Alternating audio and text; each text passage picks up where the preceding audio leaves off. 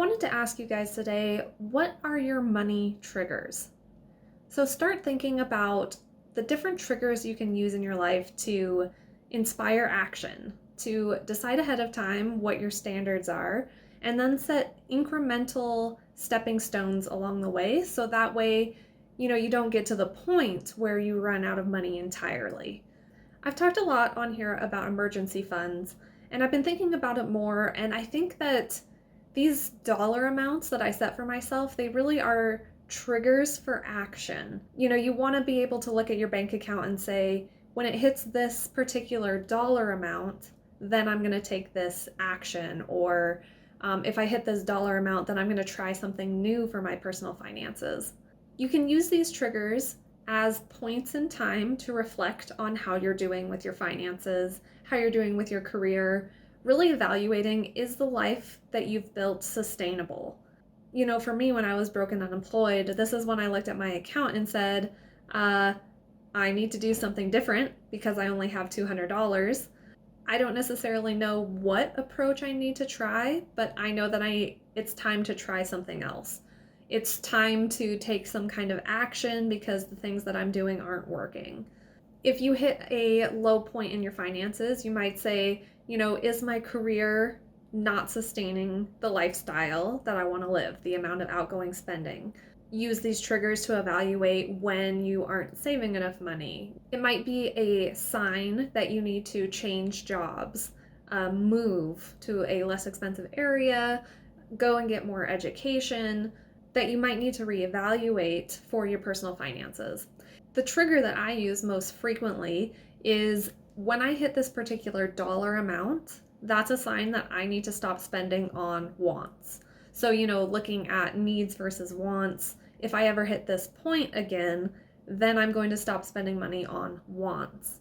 And this does kind of tie into like my cash management strategy where, just real simply, I take how much money do I have available in my checking, savings, and CDs. So in accounting, this is liquid cash, is what we refer to it as.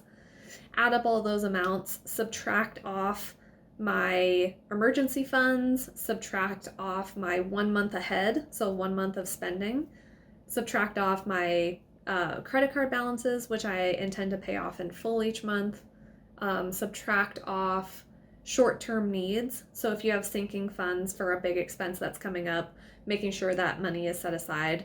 After you've subtracted off all of these, short-term needs that you have, then that's how much money you truly have available. The very first time I ever sat down to do this, I said, I'm never going to have less than $950 again. That's just not the life I want to live. That stresses me out. I don't feel comfortable with it. I need more security in my life than that. So then that became a trigger for me. So if I were to come close to that trigger, then I know I need to reevaluate my life, my finances. I need to decide income, expenses, savings, where am I going wrong, try something new. When I get close to that point, that's my tipping point or action point where, I need to try something else. I don't know what. I need to do some research and try and figure out what to try. But I know that at this point, something's not right, something's not working. I need to take action and try something new. I think that everybody has these triggers and action points in their finances. It might be subconscious. You might not really realize what your triggers are without, putting some thought into it or thinking to past experiences. Your trigger might be external to yourself right now. If a maxed out credit card, if that's the point at which you change your behavior and stop spending money on wants. That might be, the threshold. I suspect that is for a lot of people.